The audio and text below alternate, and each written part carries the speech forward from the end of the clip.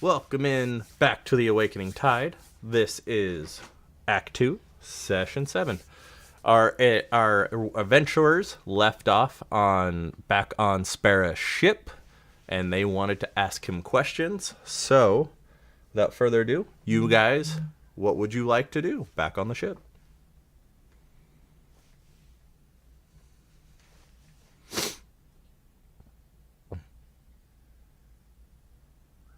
Don't all speak at once.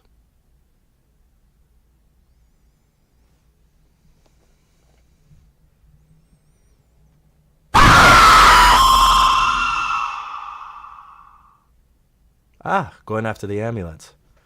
I definitely would not suggest teaming up with the pirates. Being a pirate myself, you can't really trust anyone. That's one of them. We're not trying to help Okatoa, so I definitely wouldn't team up with the cult. But I do have a friend with the Sahuagin. They're rough around the edges and maybe a little unsavory looking, but they definitely could be good help. Do you want me to reach out to my buddy Crichton, see if he can come help you?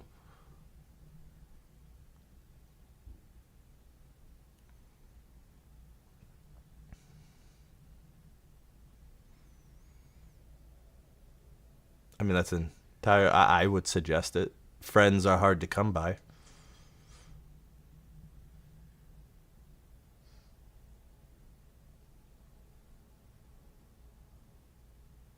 Say the word, I'll reach out and have Crichton come.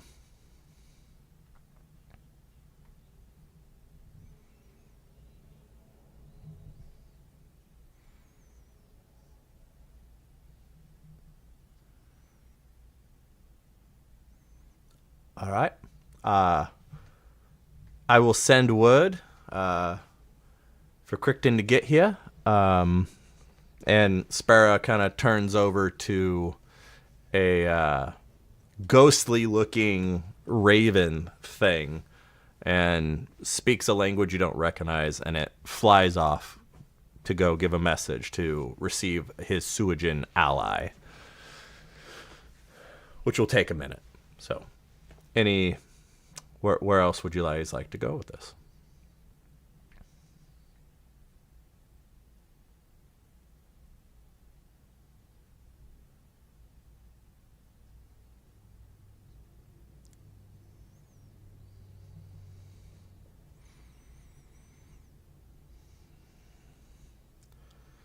I think you're pretty well suited. Those rings you were given from Drist, they'll be of great help to you, but they ain't really anything in Palmaflora. They're still building to be back to new. Honestly, not a whole lot you guys can do to be ready. It's gonna be one hell of a ride, but you're pretty well suited. I think you guys can get the amulet, and with the Sahuagin possibly on your side, I think you'll be good. I think you'll be good.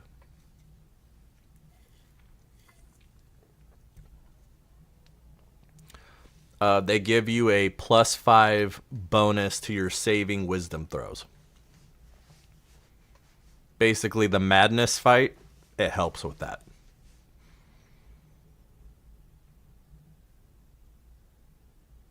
How you had to constantly do wisdom checks fighting Spera to get you ready for Okatoa, those checks that you have to hit are going to be lower now because of those rings.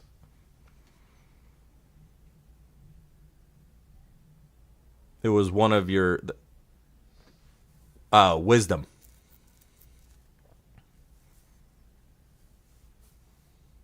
Yeah, it's technically a madness saving throw, but I'm using wisdom because there's actual stats for that. So, yeah, because there's I've implemented 7 legendary things into this game, and you guys have found 2 of them. And I now remember the other thing. You guys have actually technically found 3 of them, but I now remember the other thing you guys need to do. I will do it once you guys embark. unless Ghost remembers what it was.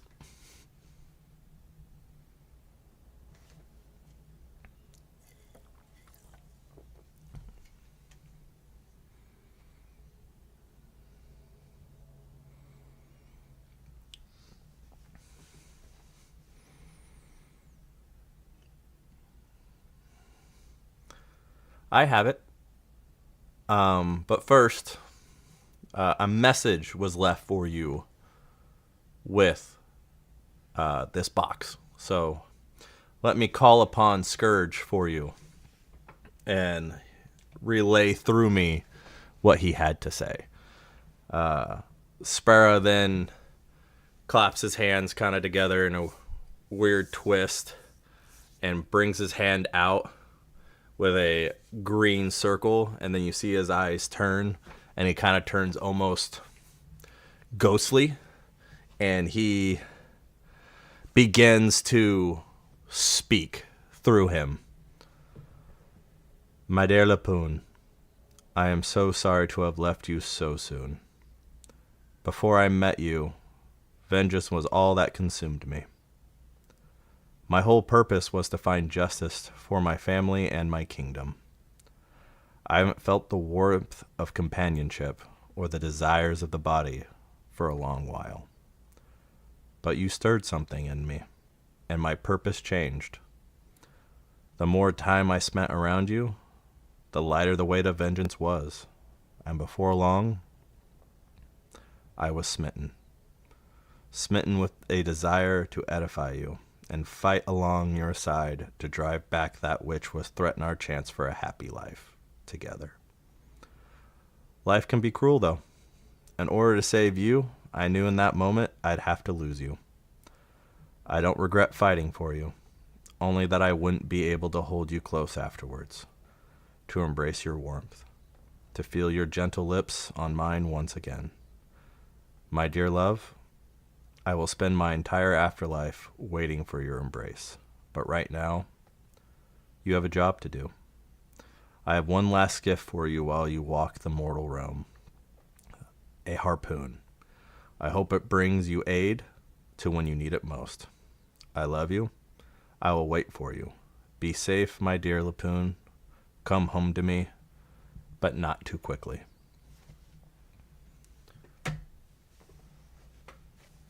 Sparrow snaps back into reality after giving you that one last message.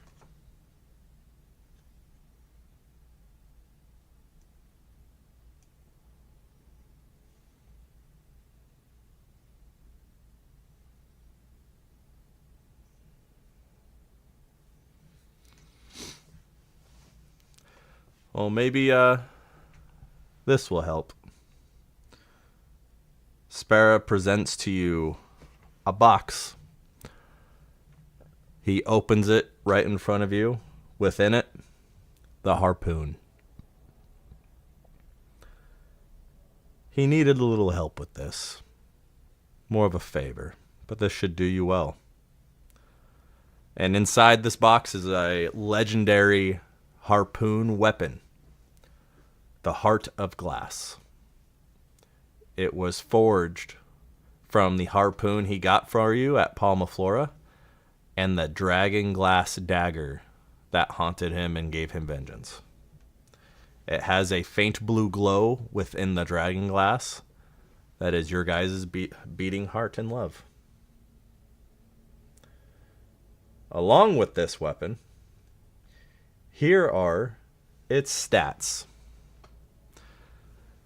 It is both melee ranged, it's both melee and ranged, and it has a two-handed feature.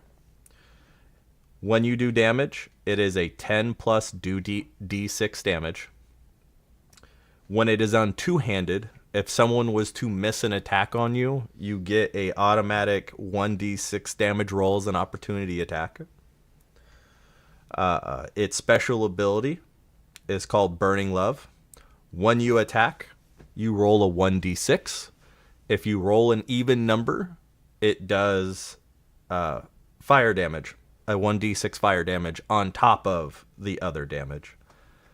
When you use it as a ranged weapon, you automatically burn your bonus action because it works like Neymar's trident.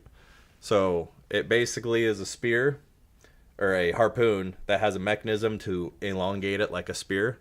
And when you throw it, it will automatically return to your hand. But it does burn your bonus action when you do that. So you will not be able to do anything else when you use it as a ranged weapon. And its legendary ability is called Scourged Heart. You get to roll a 1d20. If you get a 16 or higher, it is a automatic kill to anything. Yes, that includes big bads. Anyone you use it on, but you have to roll a 16 or higher for it to even work.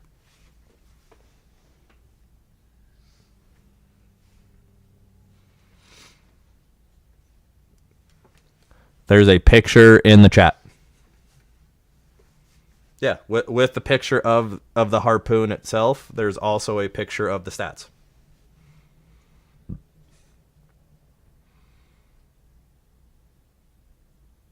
So I'm assuming you want to replace your sword with this spear. But yeah, so you have your little pistol. When you use it though, one-handed, it's basically the equivalent of kind of a short sword in length, so it's not super long when you're using it one-handed. When you want to use it two-handed though, which gives you that opportunity attack bonus move when someone misses an attack, and it's only when they miss. So it's only when they miss. So let's just say you fight pirates, pirate attacks, doesn't hit your DC count.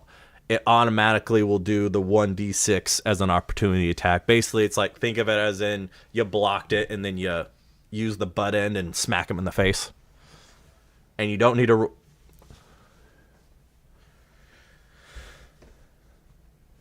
Yes. Everything. Anytime... Well, when you attack. The opportunity attack doesn't count in that, but... Yes. Yeah, so when you attack and you hit, no matter if it's ranged or melee, you do the 10 plus 2d6s, and then you roll another d6, and if you get an even number, it does fire damage as well. It's pretty beefy. This is the 4th legendary item that you guys could attain. So, it's a pretty beefy weapon. I didn't know how to make it to put it on your character, so you're going to have to keep track of your own stats when you attack. But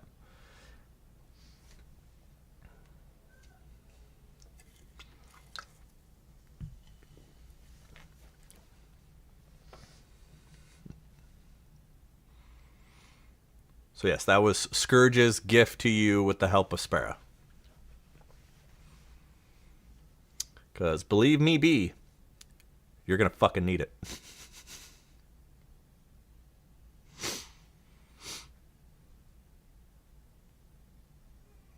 Good.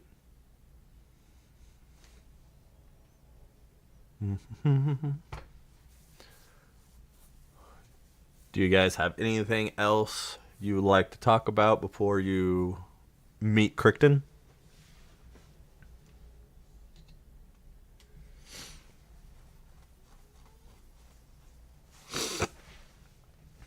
Kricton.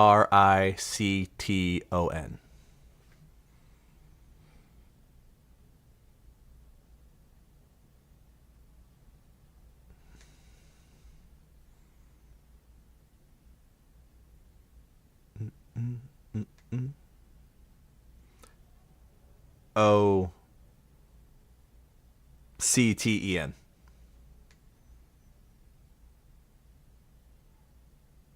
No problem.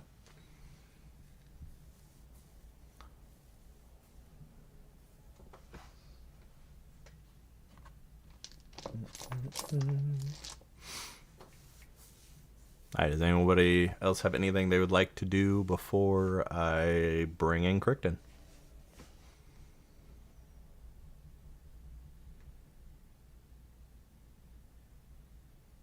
All right. I'm sending an image of who's jumps aboard the ship.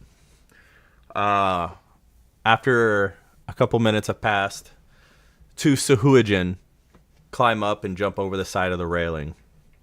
A clearly an adult Sahuagin and clearly a child. Group, this is Crichton, and this is his son, Talpole. Hello, adventurers. Sparrow here says, you're looking for some help of some kind?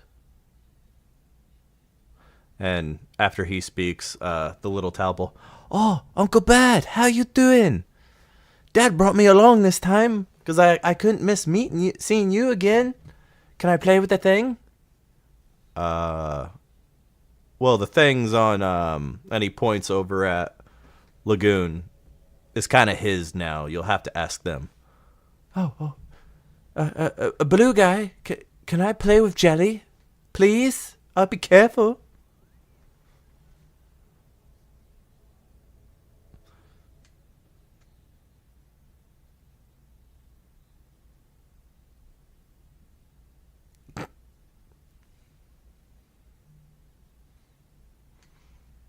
And they begin to play. He kind of just goes off to the side on the edge of the railing and, looks to be playing what looks like tag with the cube. And then back to the conversation with Crichton. So you guys are looking for some help?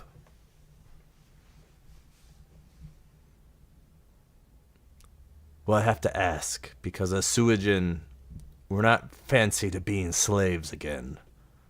Are you helping Okatoa, or are you putting that beastie to his misery's end?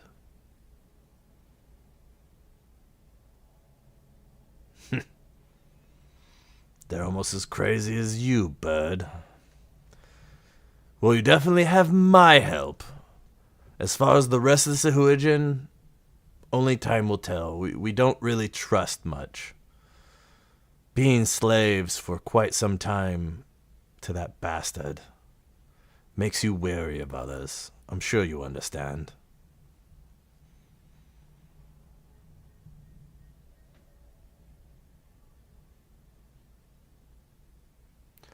Well, you have my spear, for sure. If you two run into any other Sahuagin, tell them you're with Crichton. Tell him that you carry the hand of the sea. And they'll either fight you or they won't.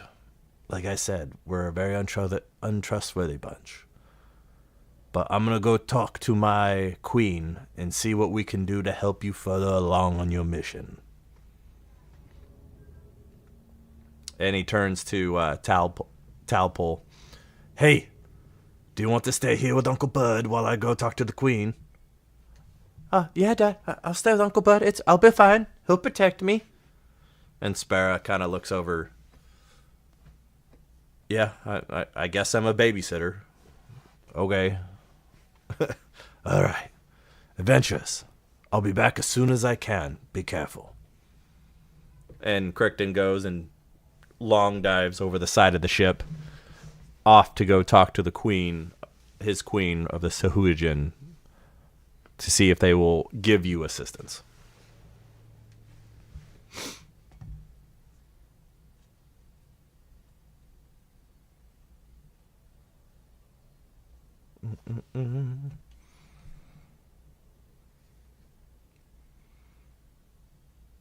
What to do?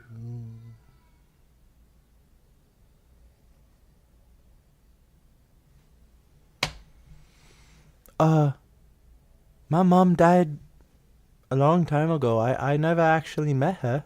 The queen's a nice lady, though. She used to have a thing for the bird. I think that's why he's my uncle. Is that how that works?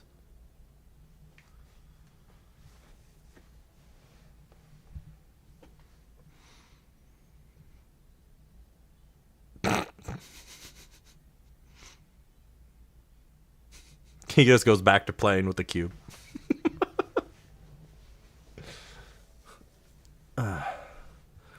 On then. You guys ready to go after the first amulet?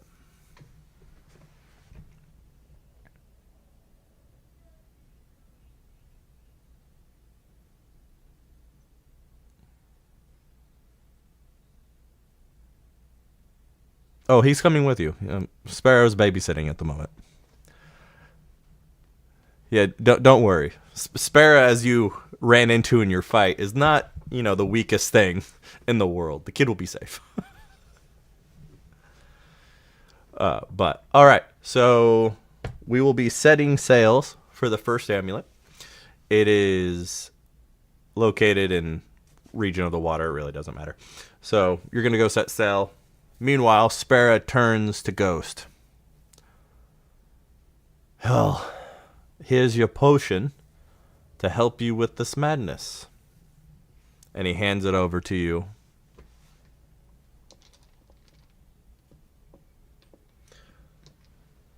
Be careful, you're going to be lost in your thoughts for quite some time, a little bit disabled. Just, I warned you.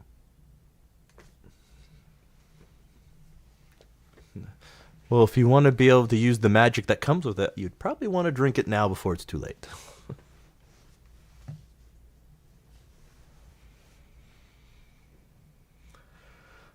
All right. Now, along with this potion, for you to actually get the magic that comes from it, I need you... This is going to take you a while, probably. But I need you to roll a d20 until you get a natural 20. And you need to tell me how many tries it takes you. While you're doing that, we sell off on the seas. Talpole just playing with jelly.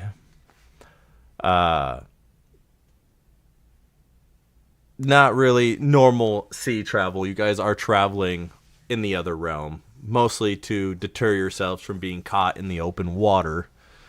So it's just kind of ghostly seas everywhere you go. But you're traveling quite fast. Sparrow very clearly is deep in thought while throwing back quite a few bottles of rum as he's driving. But in about a fortnight, you reach to the first location where he anchors. Again, same situation as last time. Ship switches back over, goes through the water, pops out on the other side in real life. You all get rather wet, but it was a lot less abrasive. You're prepared for it this time. You were ready. You remembered from the lessons of the first time this happened. And where you end up is what looks to be just a complete open water and ocean. You're now on the deck of the ship with Sparrow there in the open ocean. What would you like to do? Oh, shit. It only took you... Oh, never mind. It took you a lot more than I thought. How many times did it take you? Asarion? 6 times. All right. So, you are currently silenced for 6 turns of battle. So you cannot cast any magic for the next 6 turns of battle once you're in battle.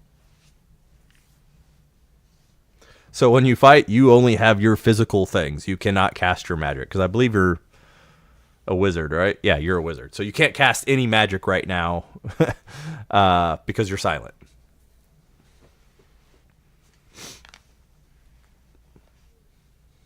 Oh, I couldn't hear you. What?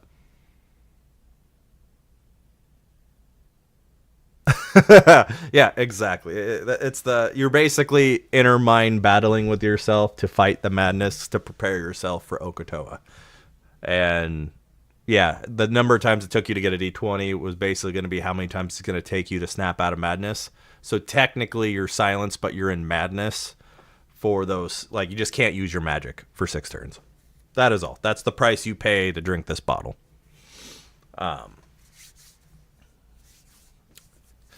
Yes, exactly. But yeah, so you're in the open water. What would you like to do?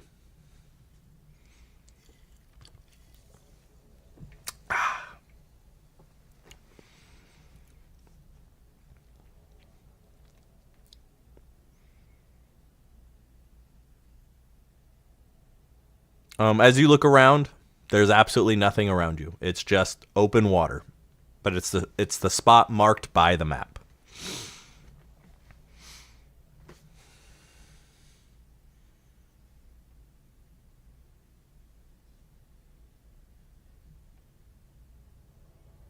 You can't use your magic at all right now until you get through 6 turns of battle.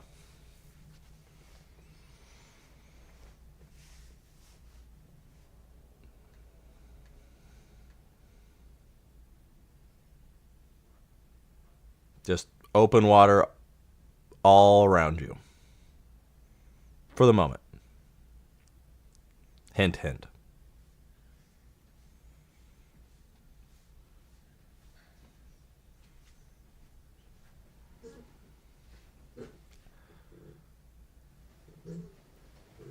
Okay.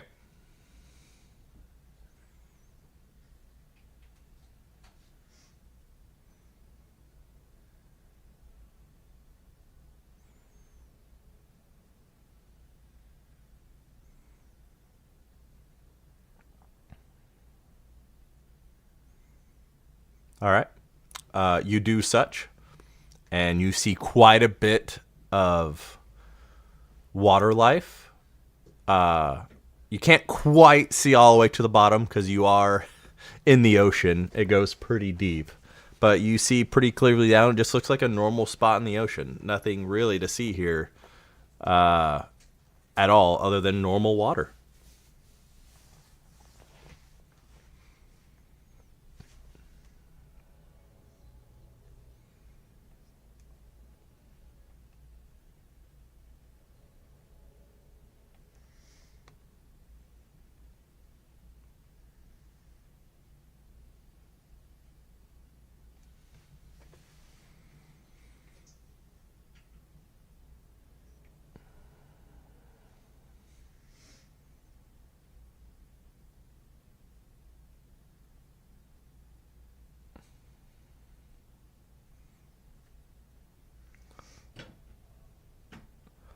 All of a sudden, a whisper goes in across all of your ears. The scrolls. Honor the scrolls.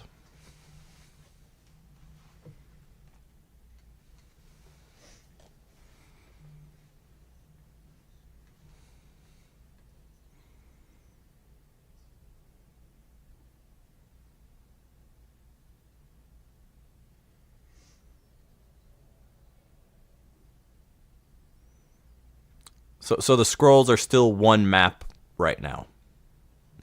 And Spera has the map, technically.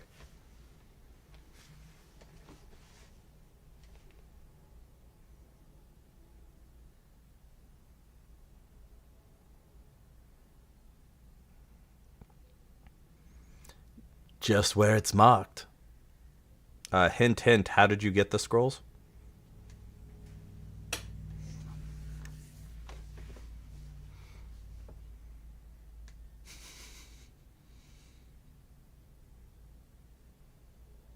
Mm-hmm. There may be something someone particular may or may not can do that involved the scroll. Hint, hint.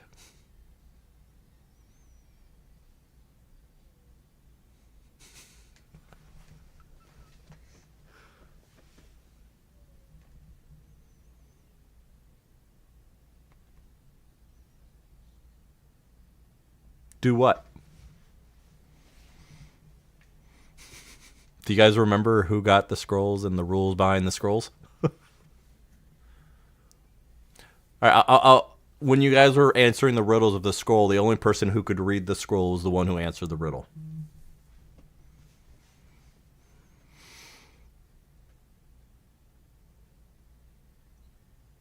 Like cahoots.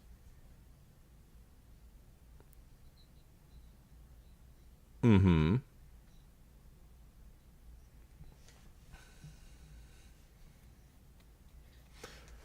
This is true.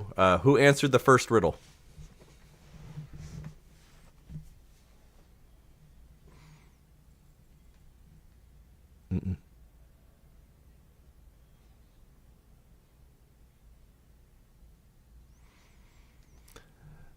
So the order in which the scrolls you guys answered, it was Daddy Rhino, Lamanth, and Cahoots.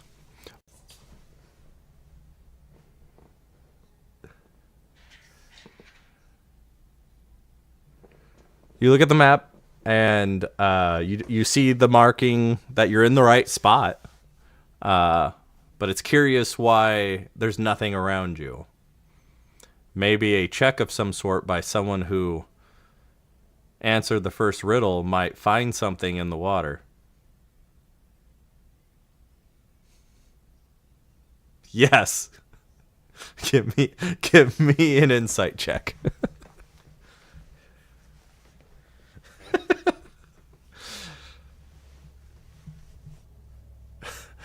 I made that one a little harder than I probably needed to be. I made that a little harder. I made that a little bit harder than I needed it to, I think. I just expected something else to happen.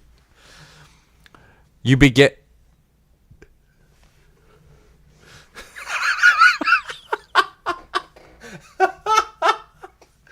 Clearly. I made these very specific rules to these scrolls, but we're going to question why a town is happy. Get 11 checks for a town. No one does a check of any kind in the middle of the ocean.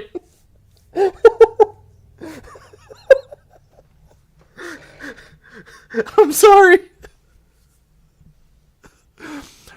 So, you do an insight check, and you notice a platform in the water that's about a little bit to the right of the ship, almost the exact marking on the map.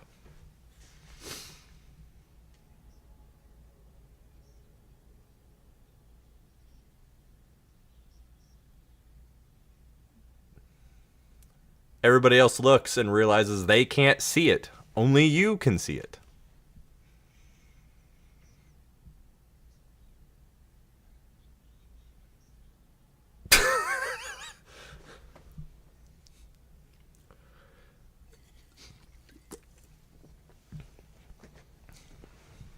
Only one way to find out, maybe jump to the platform.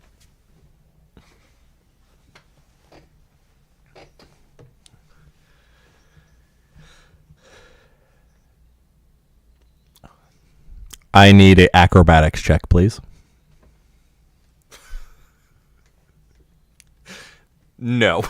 Not yet, no.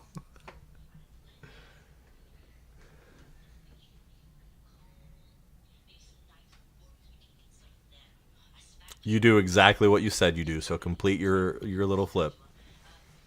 Daddy, can I snack? Go ahead. Well, you let...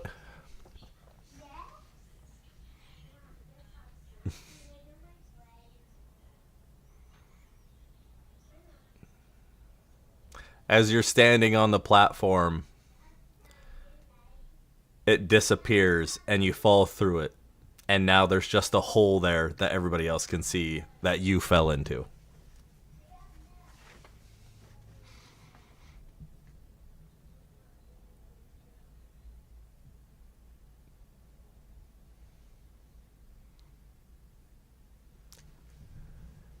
He's literally just suspended in air due to magic. He's not even falling. He just thinks he is.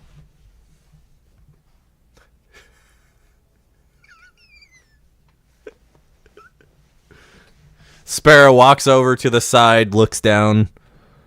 Open your eyes, mate, and you'll see you're just floating.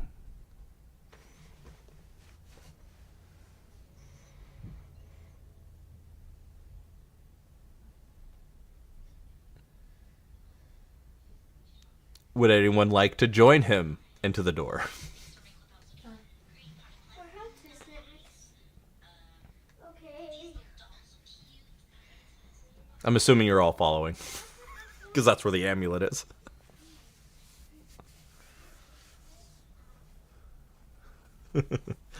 Sparrow looks at you guys. Good luck. I'll man the ship.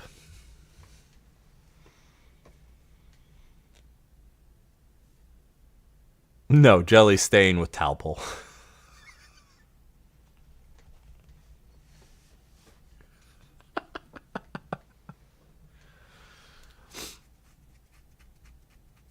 All right, so everyone's ready to go down into the hole. So you all follow after Lagoon, and you meet up with him, kind of. Oh, shut up, Siri. You all are kind of suspended, and then you all slowly are going down, and you see all around you the ocean, the clear blue, swimming by whales and fish and octopi and everything you can think of. It's quite beautiful, peaceful, and daunting. But you get to the bottom, to the ocean floor, and you realize where you're at is not really a room or a cave. You see the ocean all around you. It's almost like an air pocket on the bottom of the ocean. Big air pocket. What do you do now?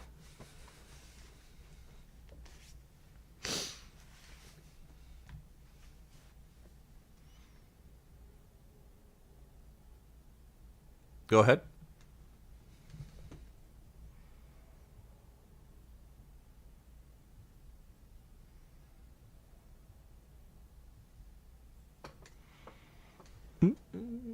And of course my thing's blocking it. Oh, 16. You perceive that you're in a very interesting area. It's almost dungeon-like, but with no real walls. If you get close and touch the side of the wall, which you do, you realize you can feel the water. So it's just a weird air pocket. But you notice that there's pretty much only one tunnel, it looks like, through.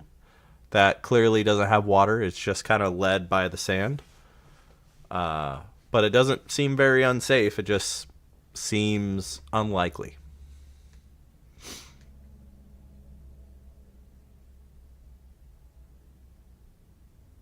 Yeah, go ahead.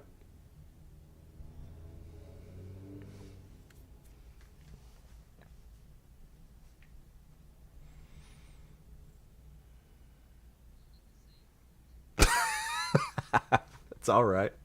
It's all right.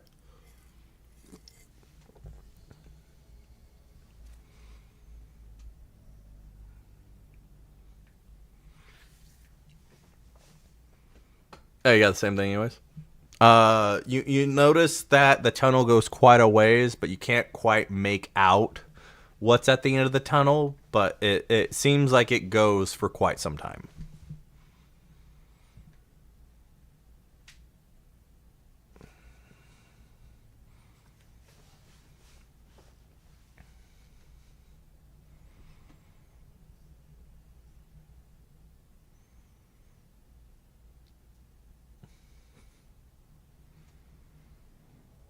It's not dark down here.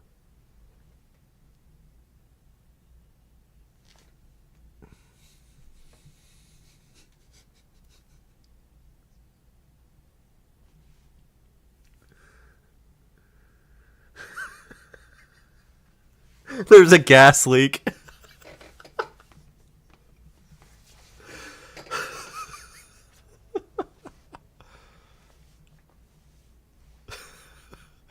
Go ahead and give me the investigation check.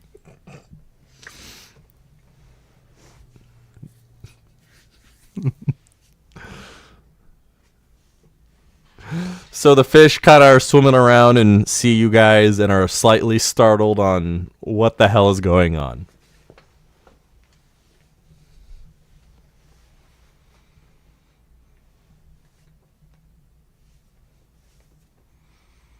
All right.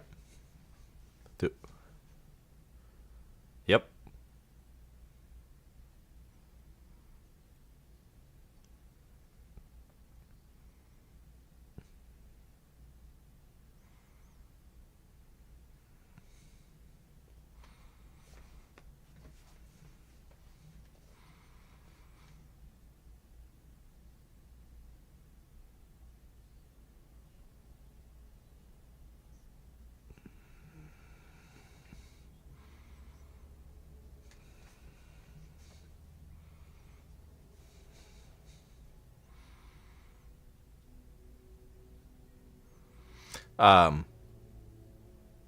So, you all are going to walk down the tunnel now?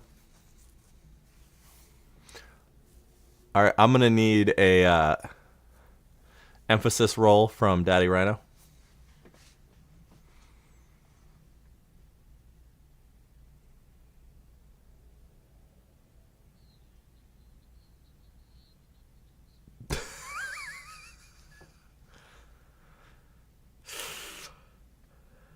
As you begin to walk, all of a sudden the torch in part of your body gets hit by black ink. Apparently an octopus did not like fire underwater. It startled it, and it shot you with its ink and knocked out the fire.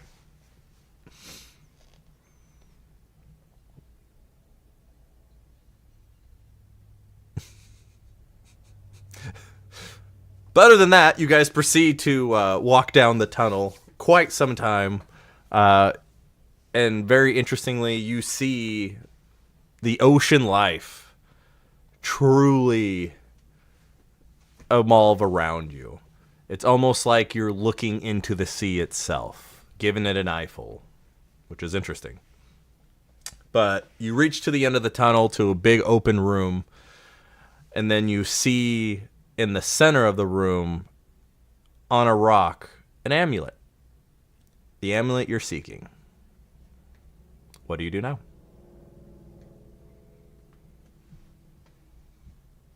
Go ahead, roll perception.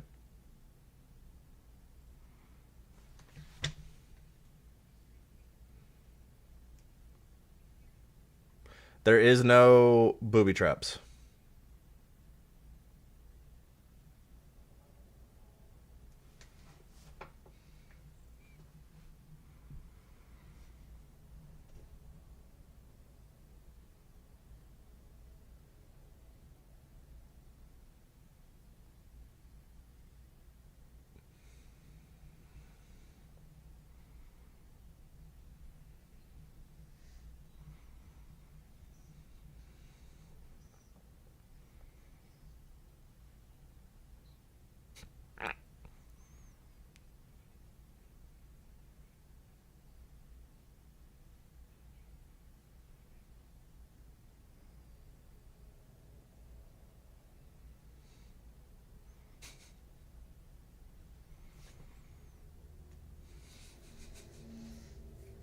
It'd be an arcane check.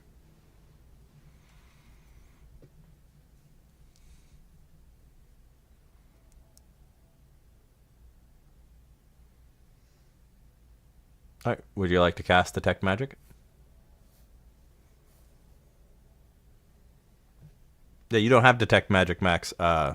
Frog has the actual spell Detect Magic, so you don't have to do a check. So you cast Detect Magic, and you realize this entire sanctum is magic. Everything about it. That's how the pocket is there, the air pocket, how the chasm in which it comes, and all the magic radiates from one point.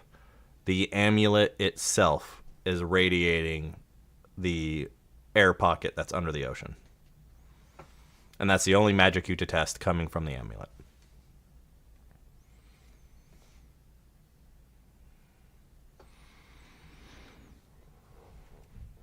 You hear a panicked voice yelling, "Eyes, eyes, eyes."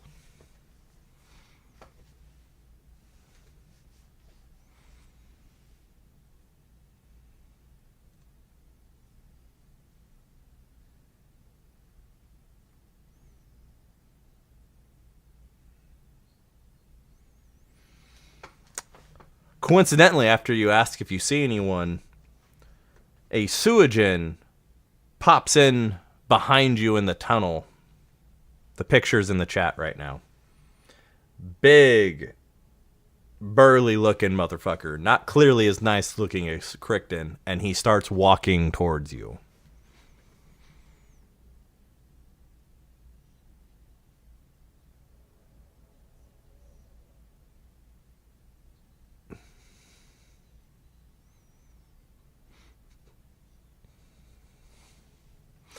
As he walks towards you, you guys kind of back up away from him. And proceeding to walk around you, is 5 more Suijin coming out of the water into the room, joining this big bad motherfucker by the only exit it seems to be, unless you want to go into the ocean.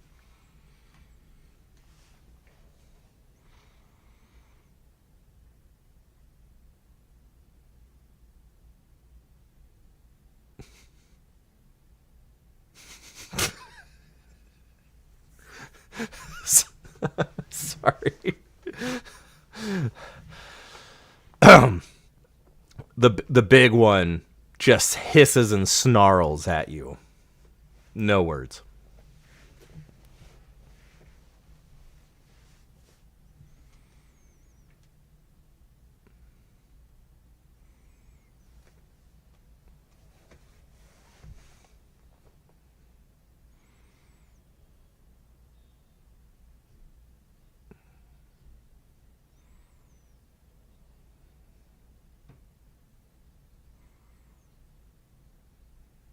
There's one big one, and there's 5 more.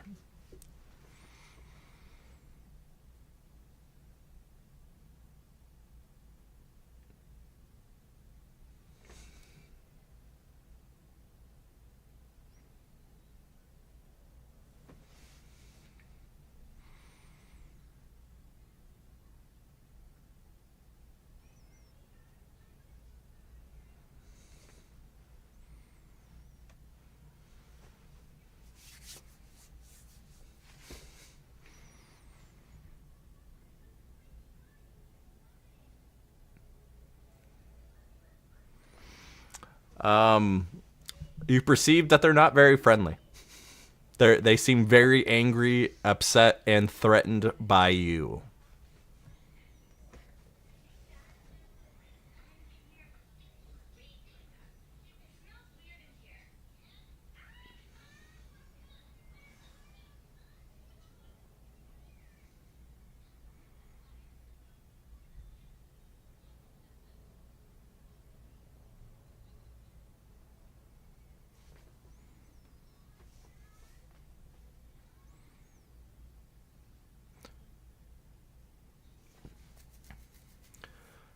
He looks at you weird. Kill who?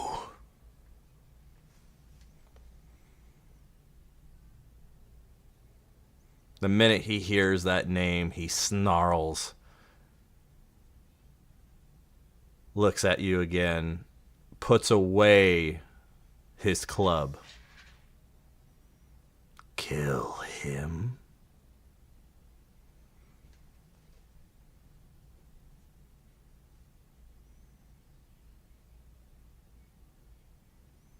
He kind of has a less threatening pose, looks at the other 5 Sahuagin.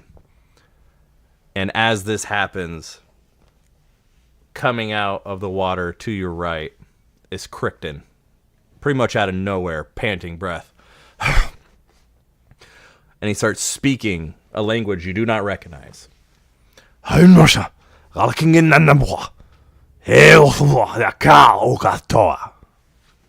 is speaking Suijin. The big bad looks at Crichton, nods, looks at you, nods, and they leave.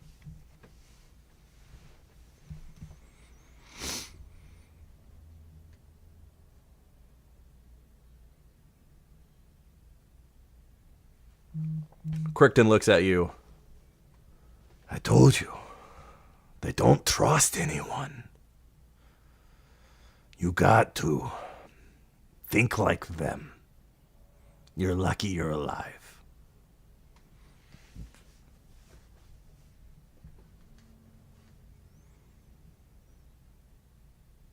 No, they're not from my tribe. But even they don't want Okatoa walking again.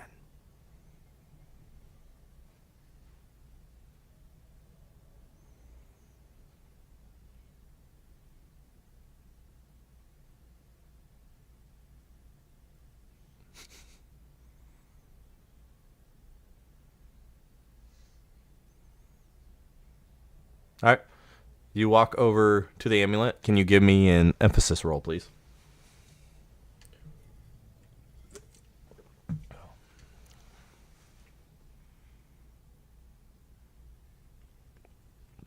So you proceed to walk up to the amulet and you reach for it nonchalantly.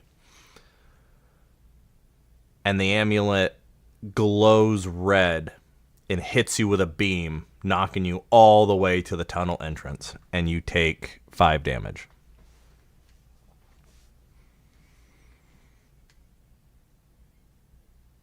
And Crichton just looks at you. Oh, shit.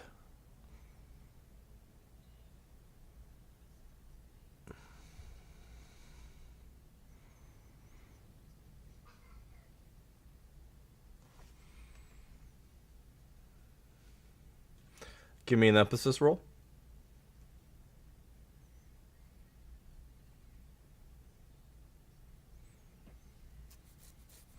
You walk up to the amulet sitting there, very scared, shimmering, covered in ink. You go to reach for it, and you grab it, and you pull your hand away to make sure nothing happened to you. And then you go to grab it again, and you miss it. Shivering in fear, you wipe the sweat and ink off your brow, and then proceed to remove the actual amulet from the stone. It is the amulet, the Eye of the Sea. I sent a picture of what it looks like in your hand.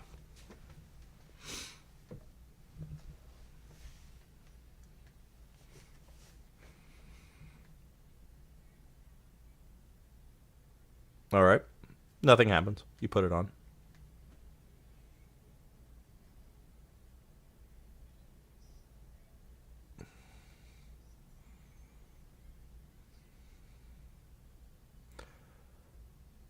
As you start showing off the amulet, the eye closes.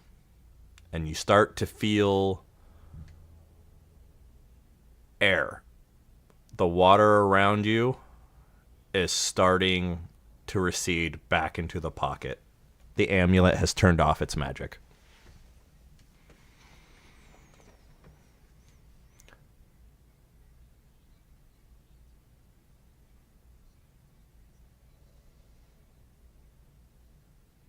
You guys need to run now to the entrance.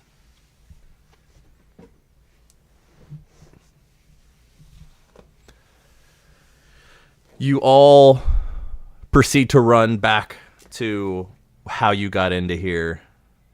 You get about halfway through the tunnel and you realize the water is already crushing down in front of you and the way you came in is already blocked.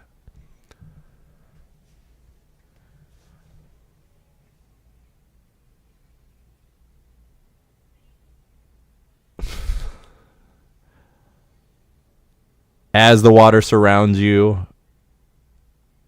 proceedingly coming out of nowhere, the 6 Sahuagin that you ran into come down and each grab each of you and begin to cover your mouth and swim you up to the top shore. I need you all to give me a acrobatics check.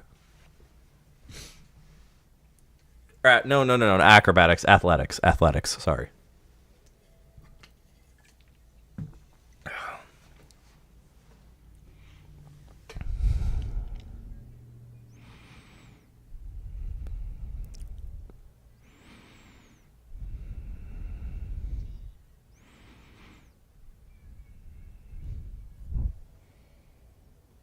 I'm waiting for Cecilia's to pop up.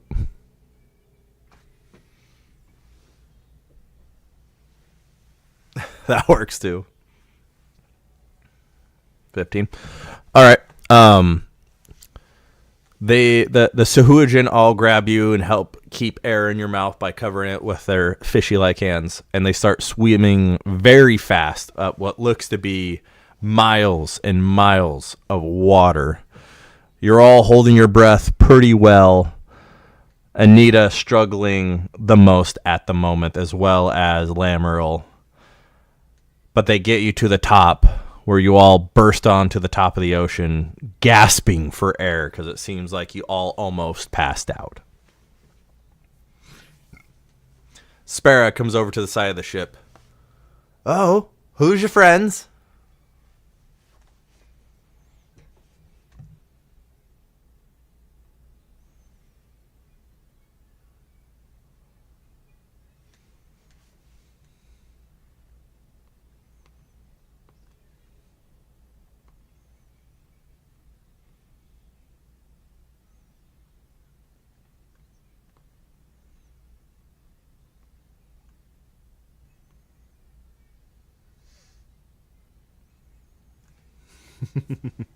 They help you onto the side of the ship, get you all up top.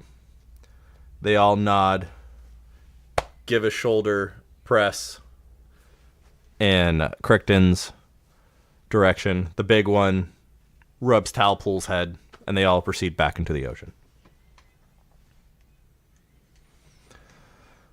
Well, guys, did you get the amulet?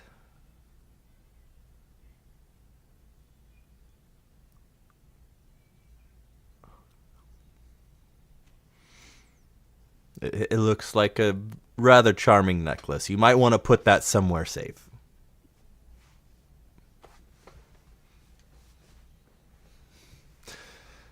Jelly hears your call, scoots over to you, and is at your toes.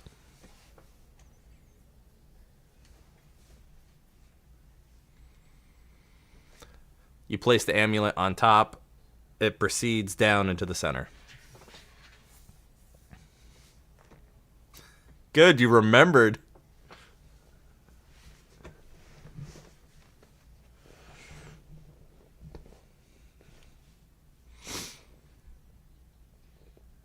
It proceeds to, yeah, he wiggles, takes it in, it's protected, and then he scurries back over the towel pole to continue playing.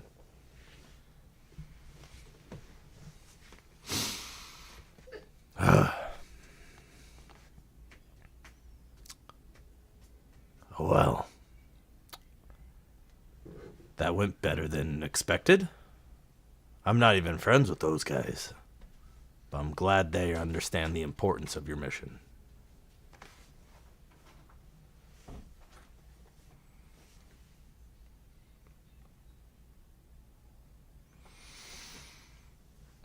You have our help.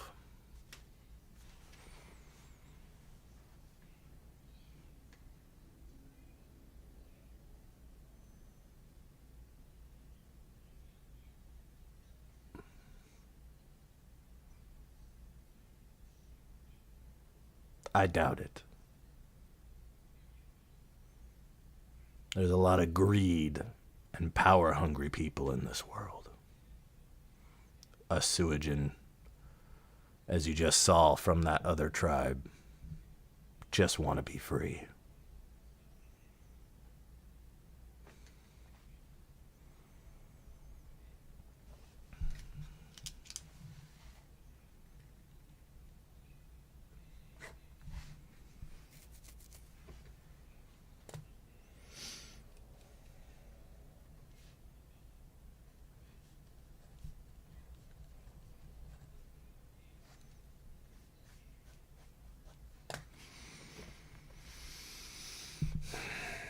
I cannot. I have to go gather more allies for you. Because we may be fighting alongside you.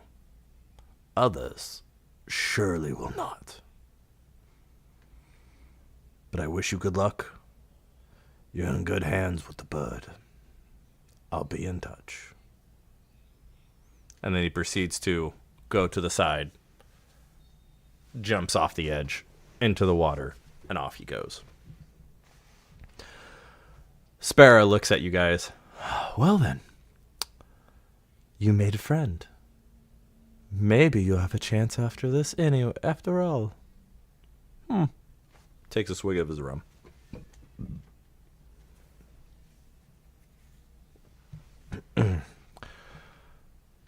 So do you guys want to head to the next amulet? Or what would you like to do? Talpole is still on the boat. Spera is obviously still there with the map on the ship. And there's now no traces of the cave in which you retrieved the Eye of the Sea from.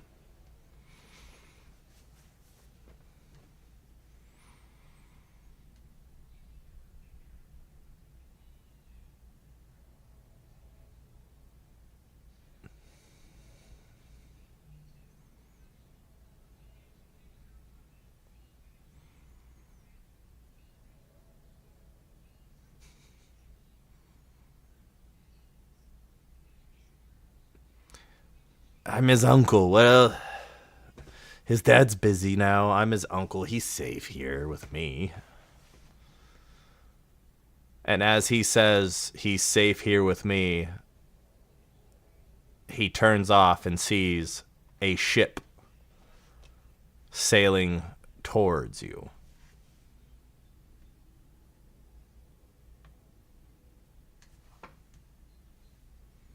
I don't know that ship.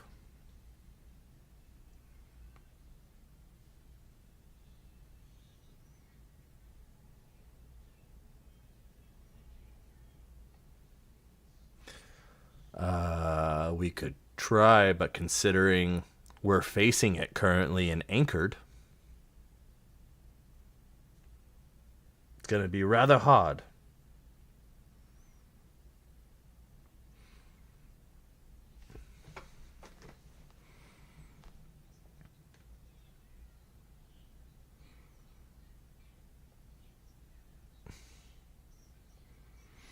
Roll me a perception check.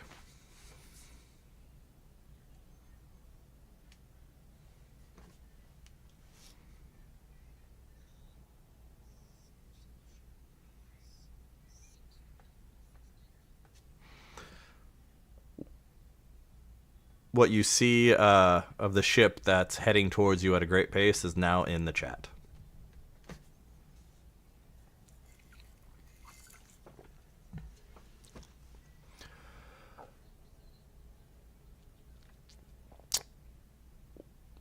I don't think they're here to be a friend.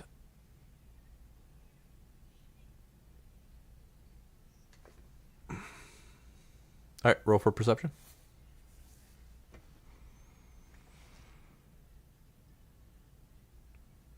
You see the ship coming at you at a alarming pace, as well as it has an angle on Spera's ship. There'll be no avoiding this ship from approaching you.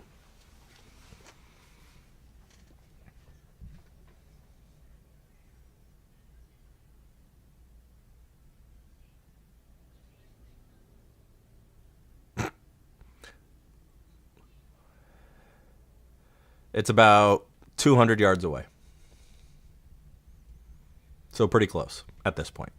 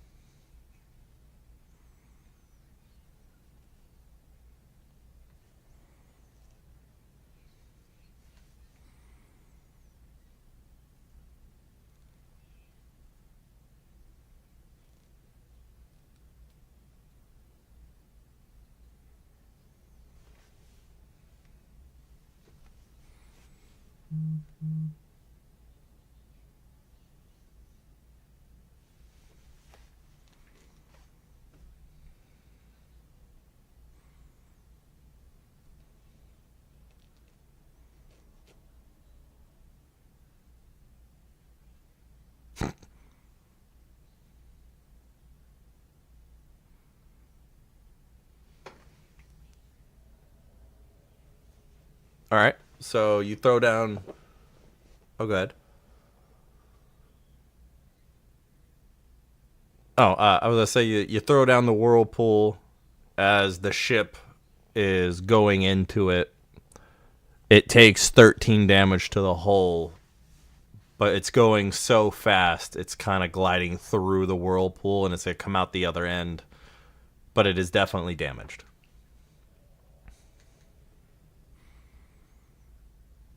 And now it's 100 yards away.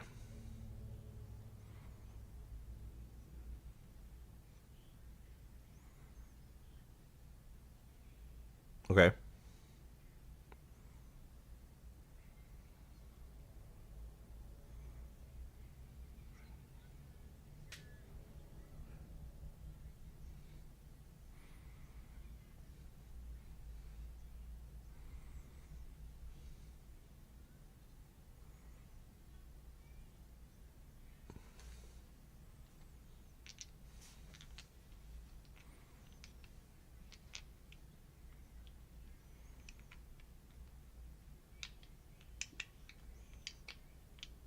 Okay.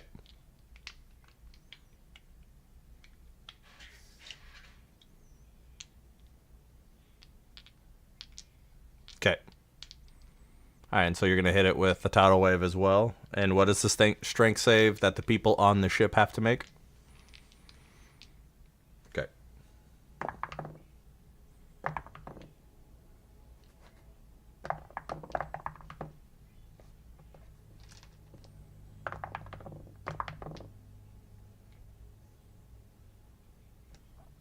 All right. What else would you like to do? Because the ship is still coming towards you.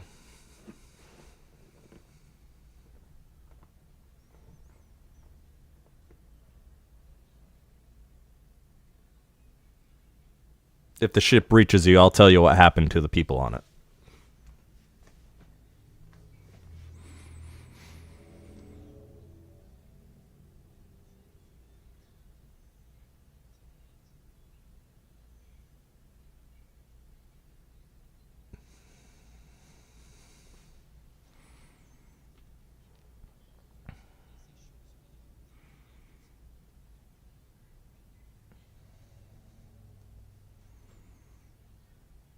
A 100 yards.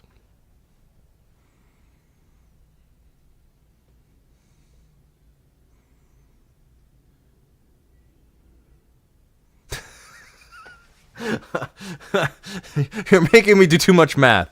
I believe that's 300 feet. And this isn't traditional battle either, so I'm trying to math it while still using your whirlpool spell. So, cut me some slack, Frog.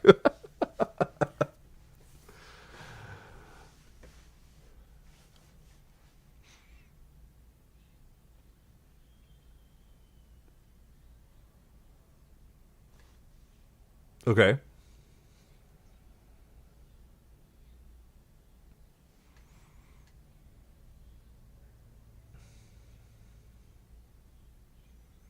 Okay.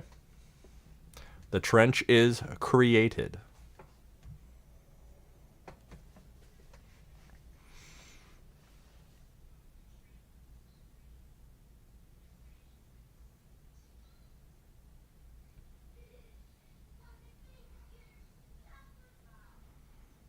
That's, all right, what was the saving throw? Sorry.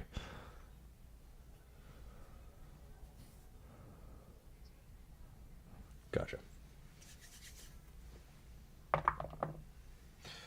Thank God, 16. I was like, you guys are going to destroy this ship before I can do what I'm trying to do. Yes. The ship is very obviously slowing down now with the trench in front of you because they don't want to hit it. It's not quite to you yet still. But now you have a... I don't know. How big's the trench?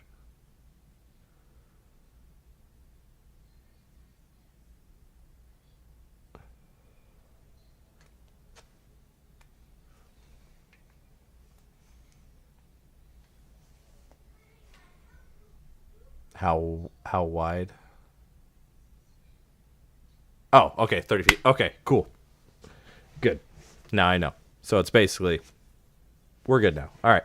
Anything else you guys would like to do as the ship is still approaching you?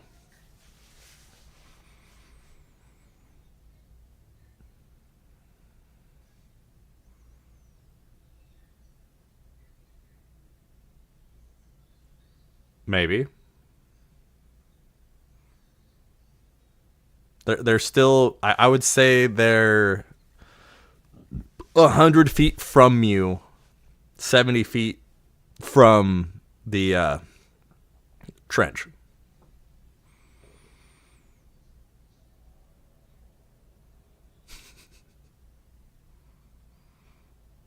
Still coming towards you guys. You still have time to do things if you choose to.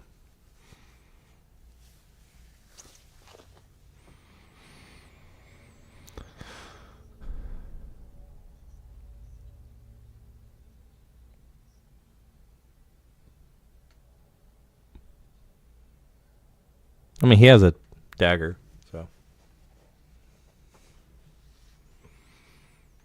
And a crossbow. Okay. Anything else you guys would like to do before the ship arrives?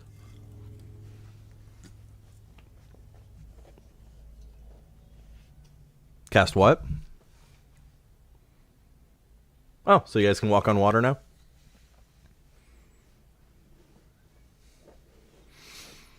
All right, there you go. Someone else was starting to talk and I missed it.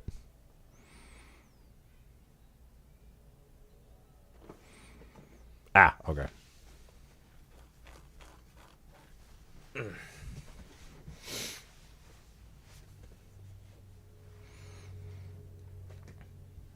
No worries. Take your time.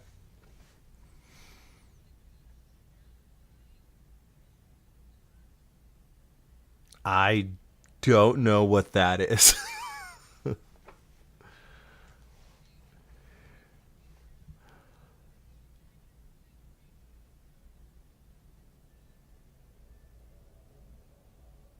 He doesn't have 0 hit points though. Yeah, I think that's for when he's in his dying state and has to do a death saving throw. You'd basically save him from having to make those throws, if I'm reading into that correctly. I think that's what that's for. Correct me if I'm wrong, Frog and Rhino, but I think that's what that means. He has to be in his dying state. Yeah, okay, there we go. So yeah, so if he gets hit and dropped and has to make dying throws, saving throws, then that's when you would use it. And it would prevent him from having to do dying saving throws.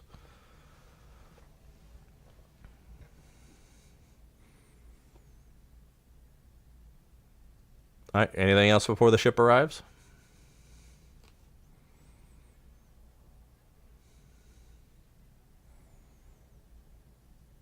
Alrighty then.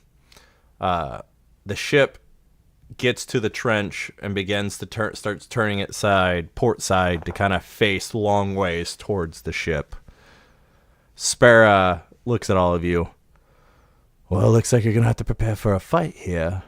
Talbot, I need to go secure you in the captain's quarters. Come with me. Bring jelly. And he disappears under the deck with Talpole to put him in a more protective area. The ship turns sideways at the edge of the trench, and the captain looks like a pretty typical snarling pirate. Aye, we've been sent to retrieve something from ya, friend or foe.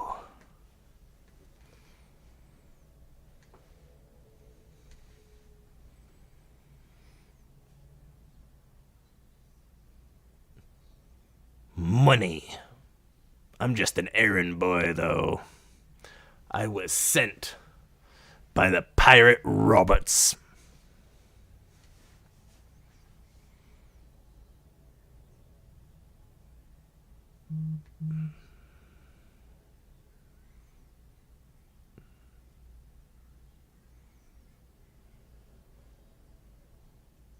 Mm-hmm.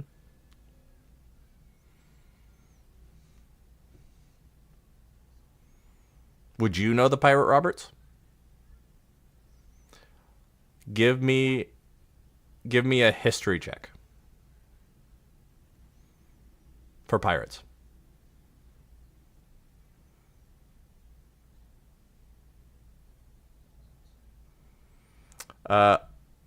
You know Pirate Roberts as Big Beard. He's actually a very well-known pirate. a very wealthy pirate and commands many crews. He is pretty ruthless, but also oddly reasonable. He is absolutely, him and his crew are definitely mercenaries for hire.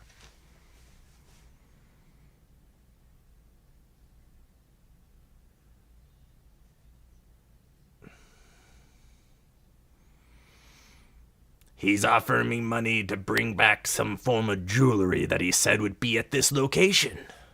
Seeing that you're here, I'm a reckon you got it.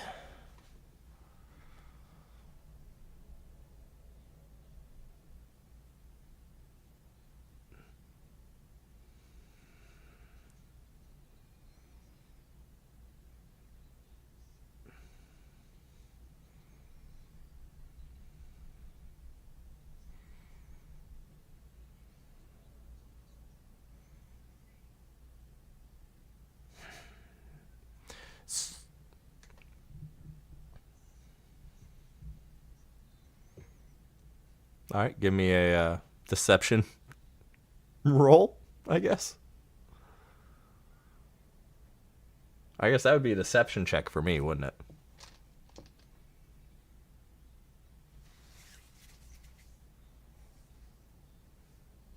Why? A 1? Oh, really? You didn't find anything? Well, what's that little jelly thing with an amulet in it behind you? And you look behind you and you see Jelly didn't go below deck. He's staying by your side on your shoulder.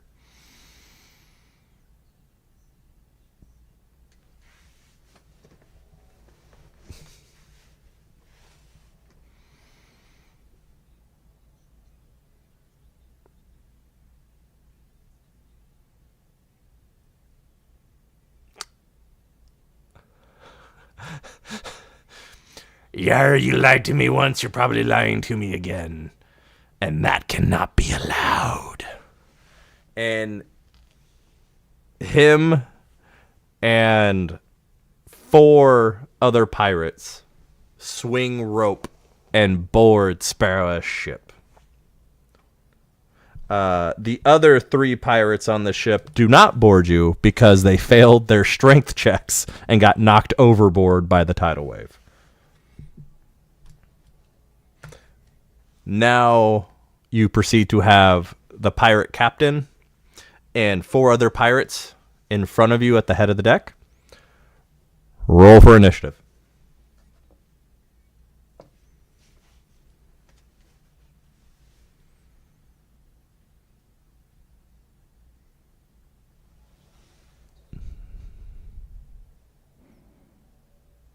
Oh. Dirty.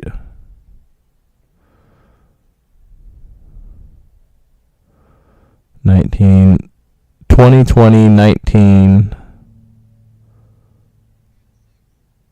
6. What did you get, Rhino?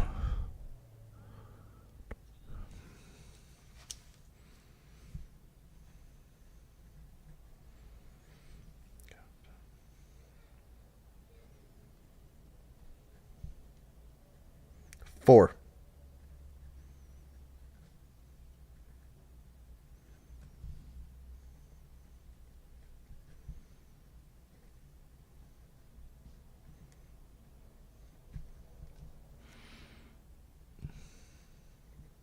Oh, wait, did a Zerion roll? Oh, there he is. Okay.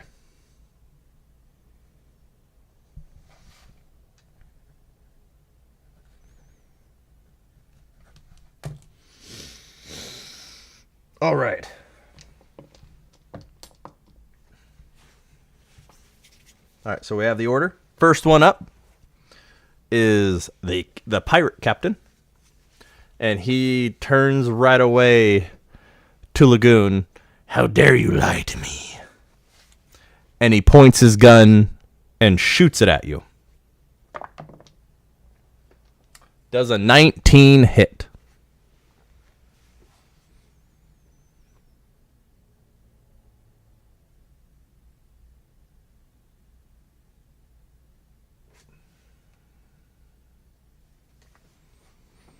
Lagoon.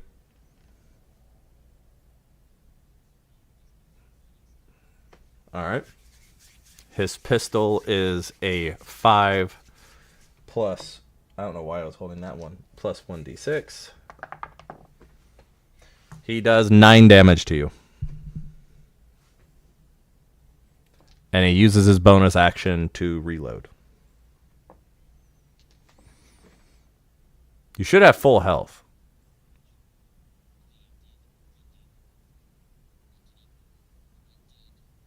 You got, to be clear, when you guys have been leveling up, have been doing your health rolls, right?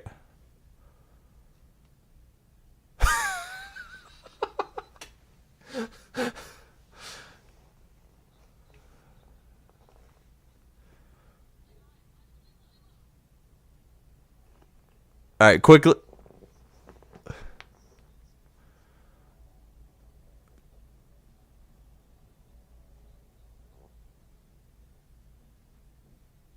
Oh, okay. Okay, good. As long as that's there. But all right, his turn is now over, and Celia, you are up.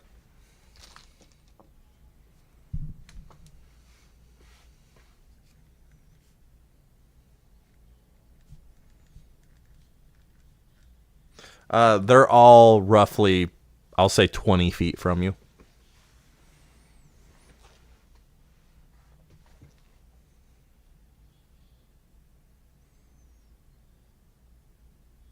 Is the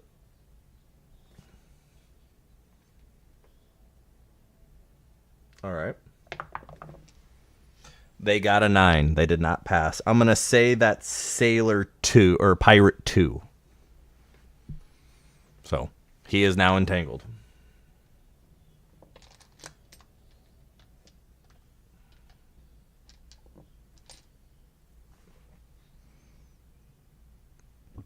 Okay.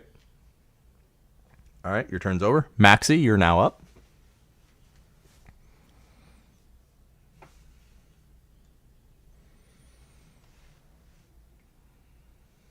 All right, roll. I think you have to roll a... Yep, there it is. Oh, you got 4 health, Lapoon.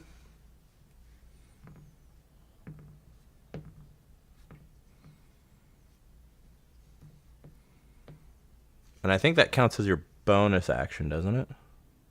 I don't remember. And what? All right, what do you like to do for your main action?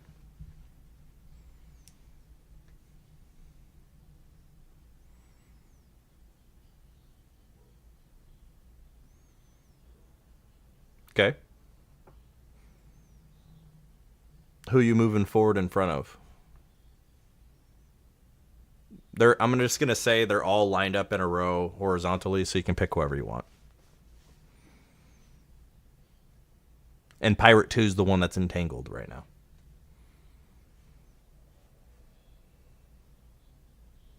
Okie dokie.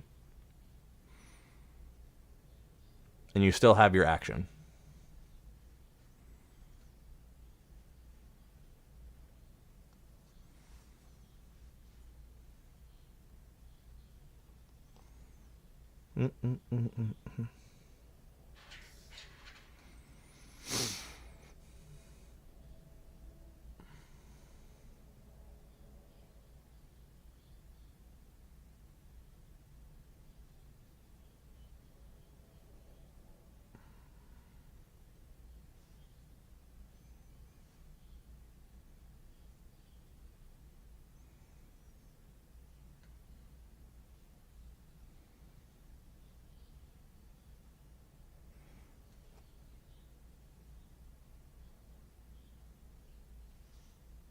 All right, and you're doing that on Pirate 3?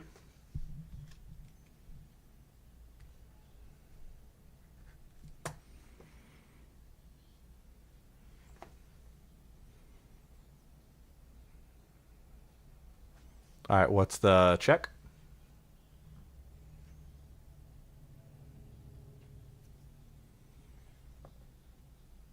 Or what's the saving throw, I guess?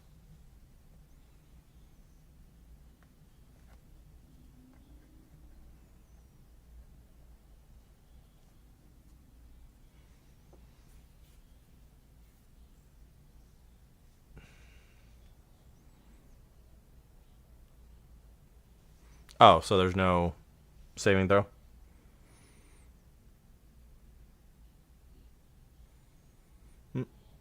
Oh, okay.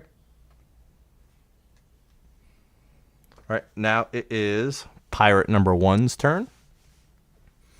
And he is going to move forward in front of Azarion. And he is going to attack with his cutlass. Does a 16 hit Azarion?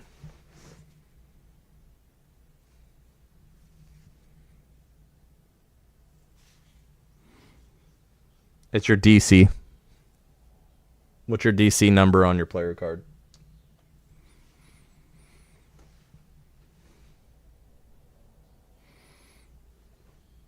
Oh, AC. My bad. Not DC. AC. You're right.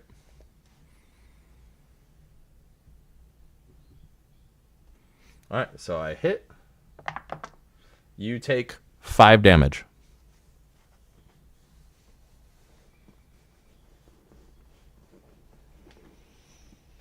And that's the end of Pirate 1's turn. Pirate 2 is the one that's entangled. Cahoots, was it say that I have to do to get untangled? I don't remember how long entangled lasts.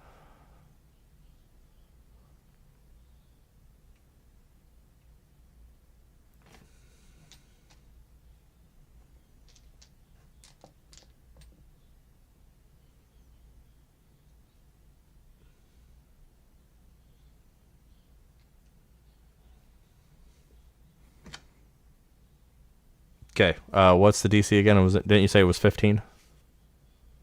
All right, he goes to get free. That's a 2. He is not free. His turn is over. Anita, you are up.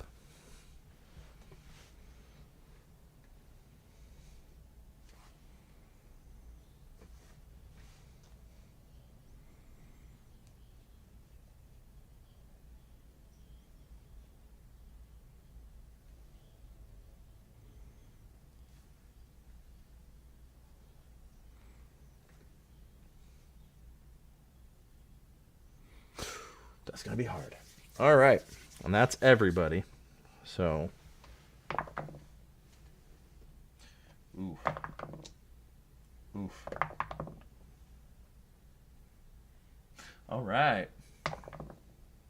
There we go. Not good. All right. Everyone failed but the captain and Pirate 2.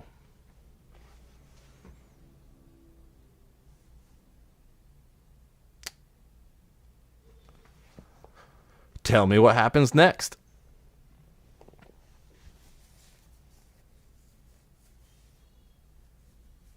All right.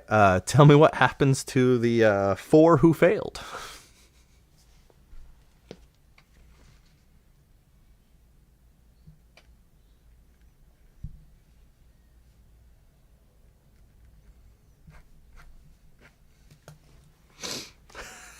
They all get hit by the radiant damage, and they all kind of look puzzled and explode into human firework remains all over the ship. And you hear Sparrow from underneath going, "God damn it, I just cleaned this thing!" What would you, anything else left for your turn? The only 2 pirates alive are the entangled pirate and the captain.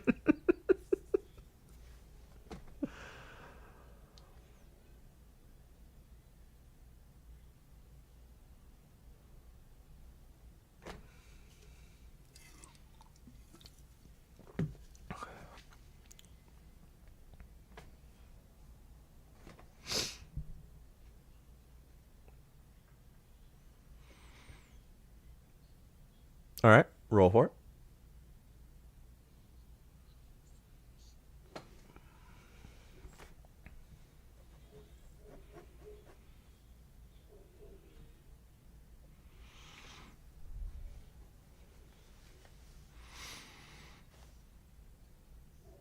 There you go. Is that everything you're doing?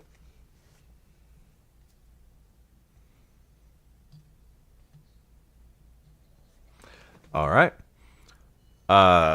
Azarion, it is your turn. Seeing that Pilot 3 just exploded into a million pieces.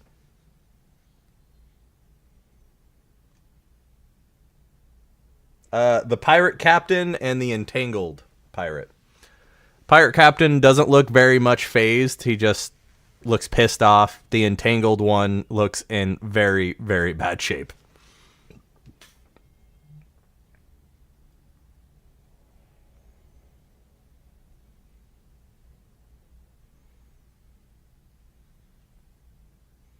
All right, roll to hit.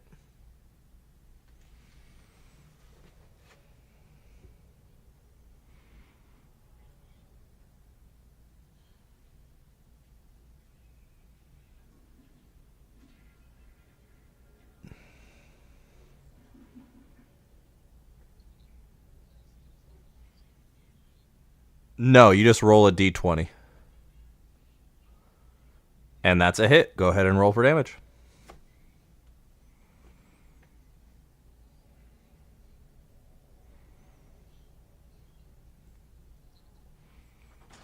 Tell me what happens next.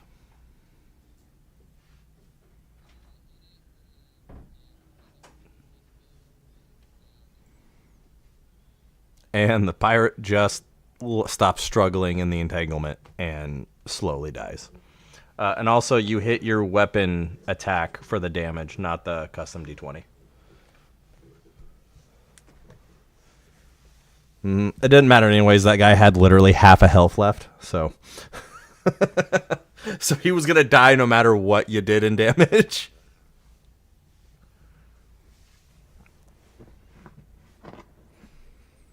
Yeah, yeah. On your character sheet where your weapon is, you just click the roll for that. If you want to click it, just so you can see what it does.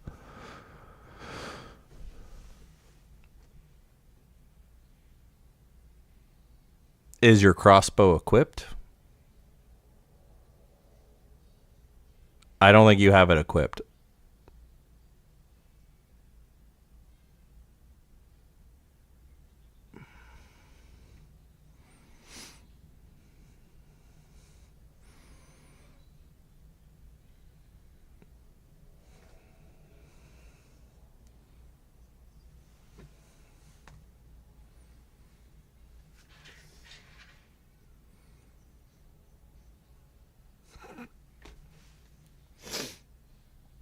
Yep.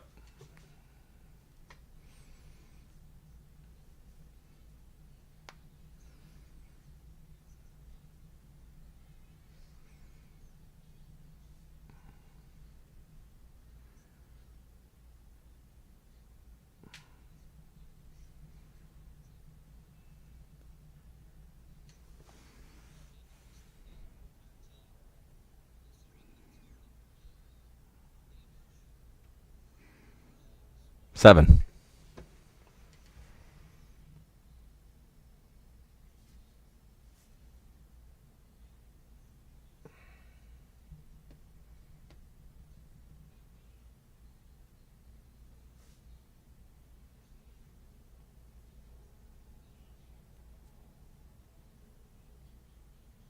Yep, there you go.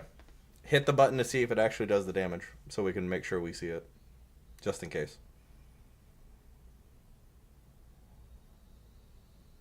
We're still learning here. I totally forgot about the roll to hit button, so.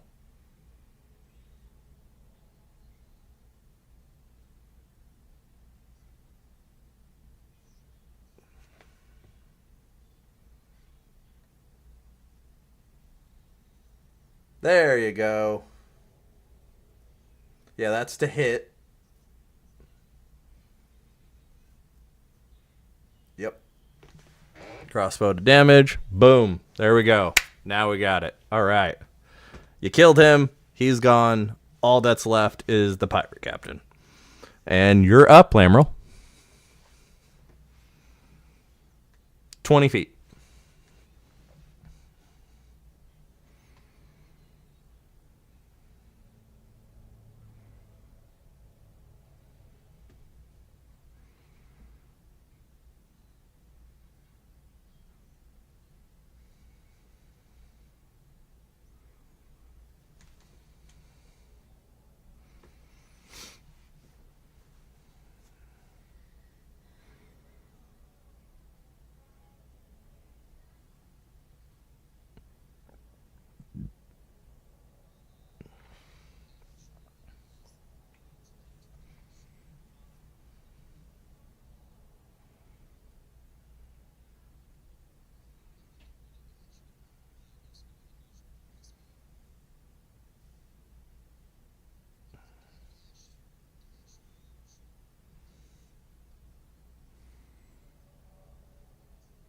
Yeah.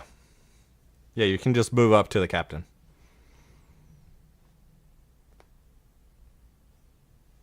Okay.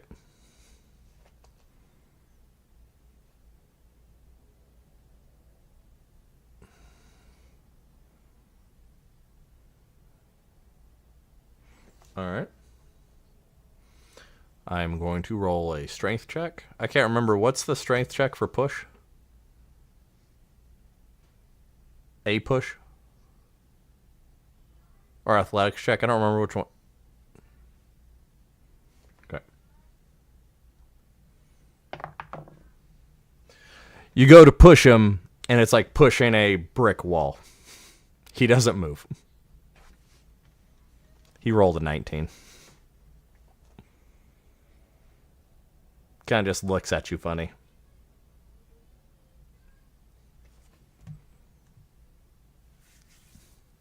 Yeah, that was your bonus action.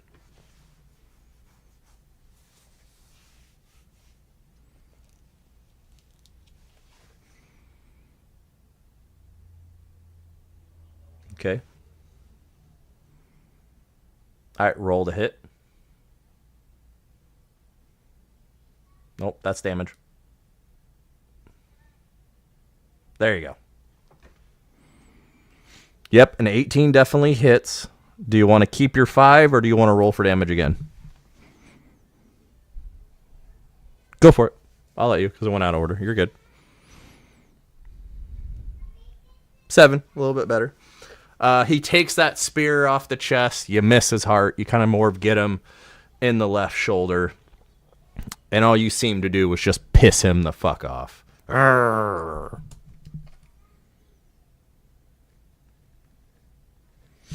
All right, is that the end of your turn?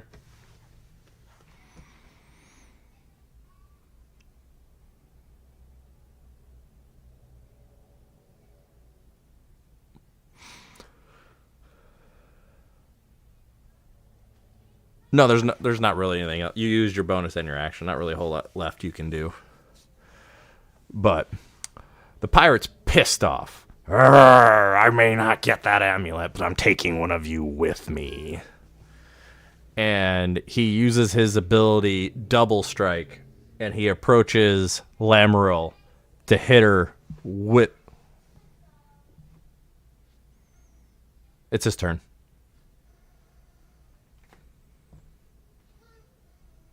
Oh, that's right, the Guardians thing. I forgot. It's been so long.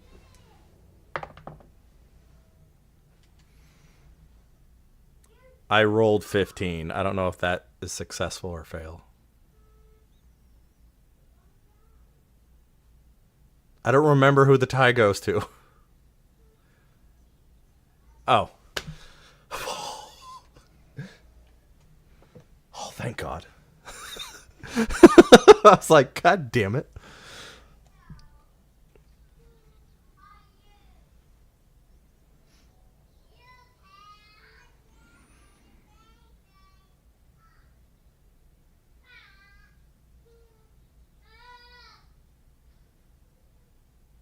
Alrighty.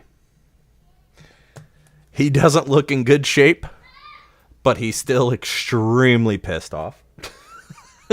He's not happy, but he uses his double strike with his cutlass on Lamaril.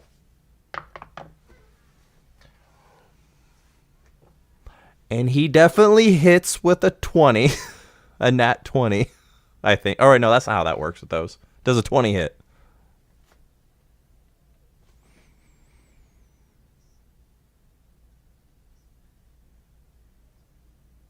I don't...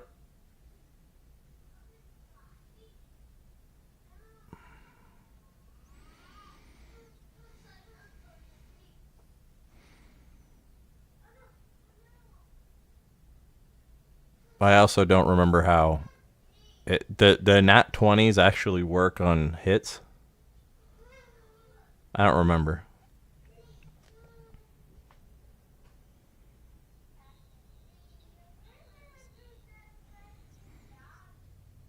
Yeah, it's automatic success.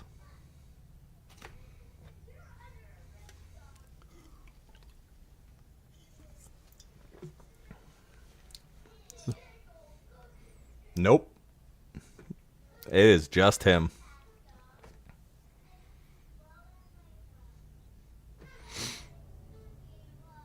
You know, I'm pretty sure you only can redirect to another person. And I think they have to be a certain amount of feet within because it's a melee attack.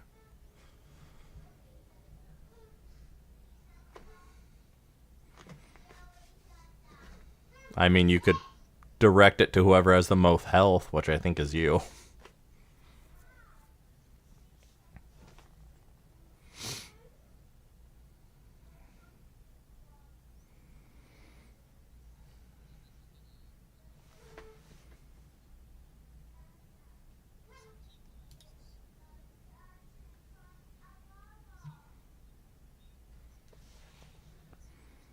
No, he's right in front of Lamrel. He shot you. Yeah, he shot you.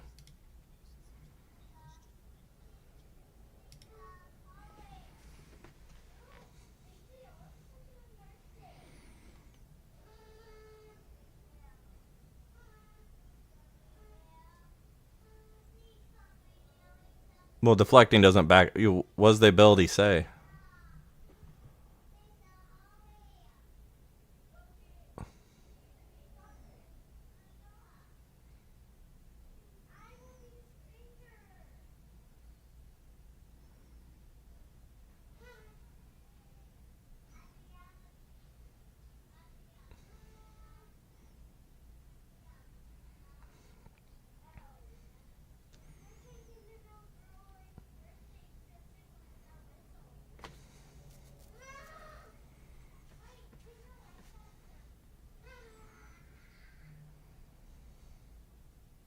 Mom,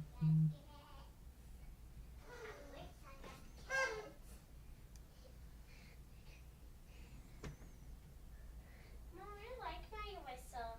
And I like my foo-foo. I'm not sure here, to be honest, because you also have to use a focus point, and you're not currently focused.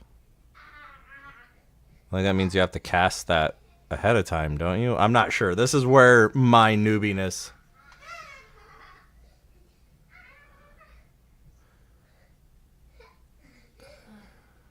Ah, okay.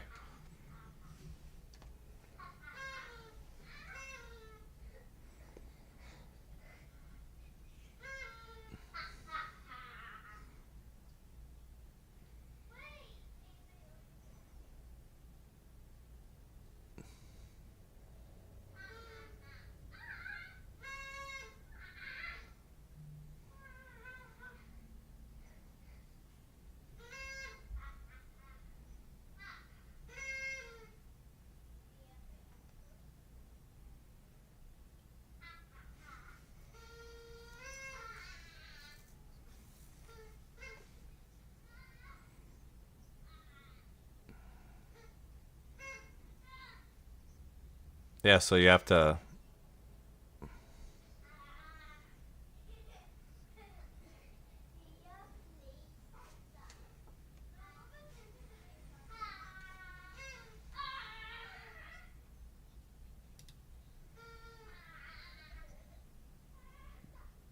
There we go. Okay, now we're not confused anymore. All right. Hold on. It's a double strike, so let me do my rolls here.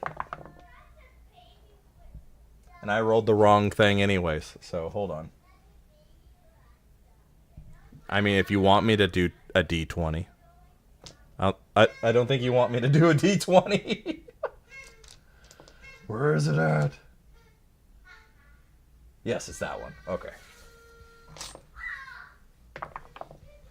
All right, I got 8 plus a 1 plus an 8.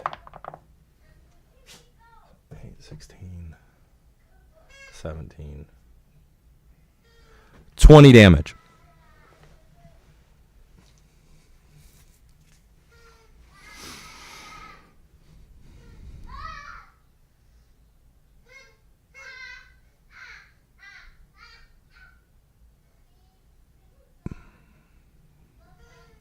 She can't redirect. Yep. So you take. Yeah. So you take 3 damage.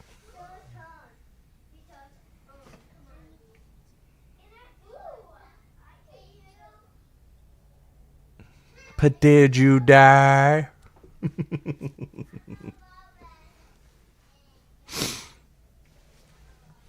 And for the pirate's bonus action, he throws an empty bottle at Lapoon's head. Fucker, you lied to me. And now it's Celia's turn. Pirates don't lie to pirates. They just lie to people.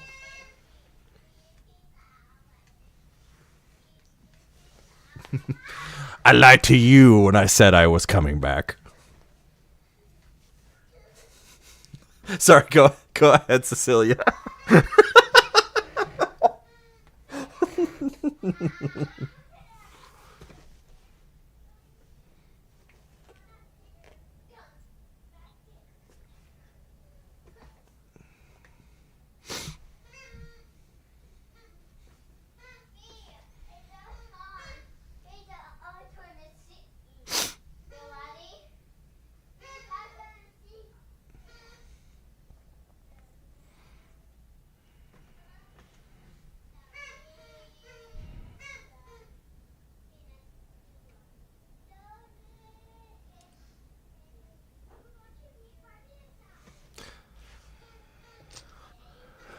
A 9 does not hit.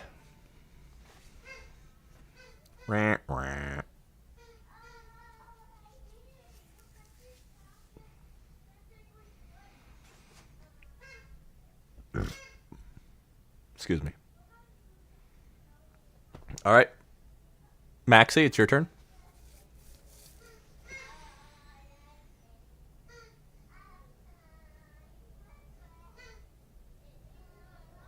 Maxie.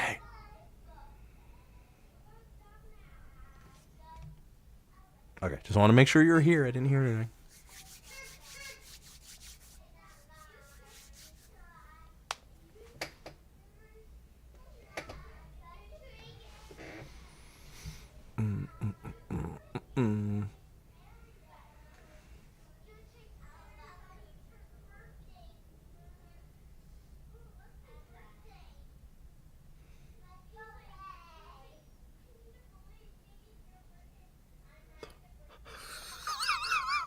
I didn't write your name down.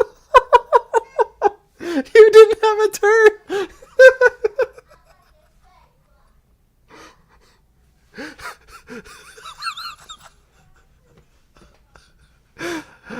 I was just about to say.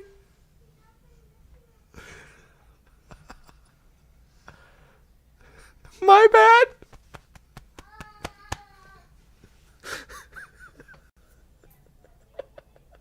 And then you got hit with the head with a bottle. That's the other thing. You got stunned twice. I'm so sorry. As I was about to say, why didn't you use your new badass weapon? And I look down and go, oh shit, I didn't write his name down. My bad. My bad. Oh no. I'm sorry. I can't believe I did that.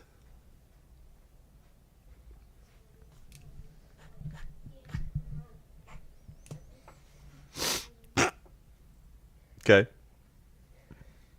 Mom, my car's broken. I like it like this. Yeah, I got Shh. Can you open the door? Yeah.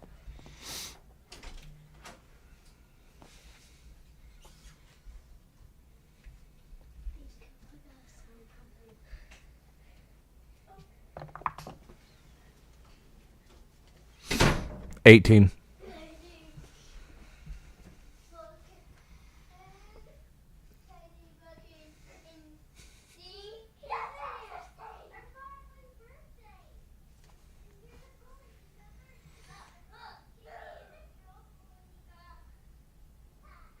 Anything else you want to do?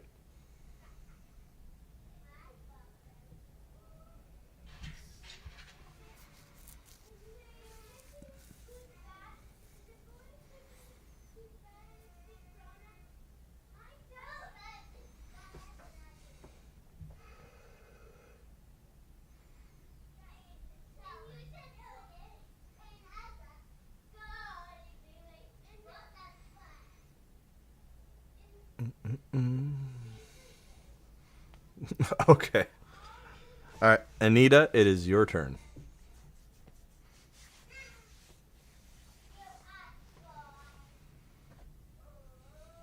I'm gonna fucking fail one of these.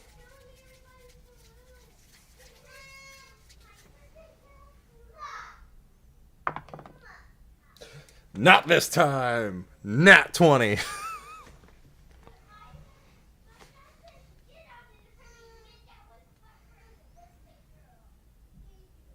Fuck this spell.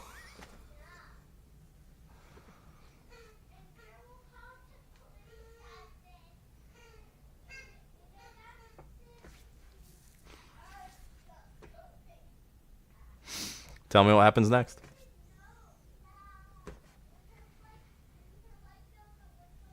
He only had 1 health left.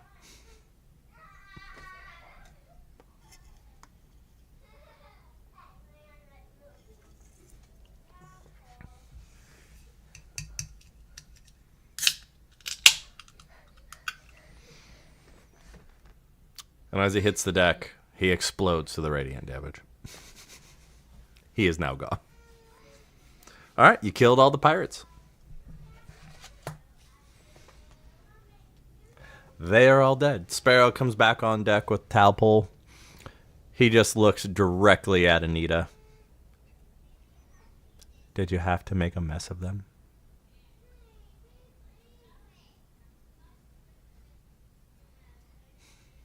You're cleaning this up.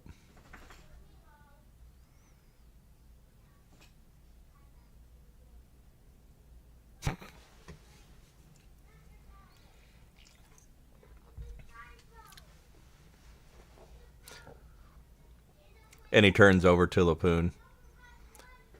Did you break a bottle of my rum?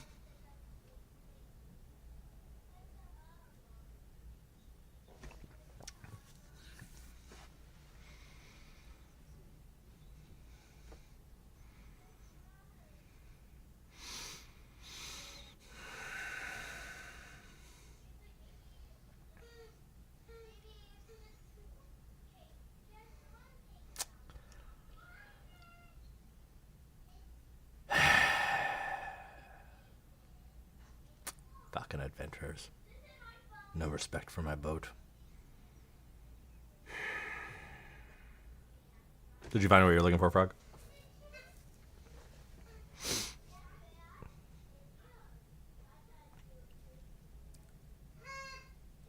Alright.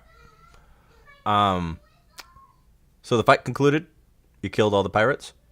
And that is actually the end of this session. Well, you guys are going to long rest.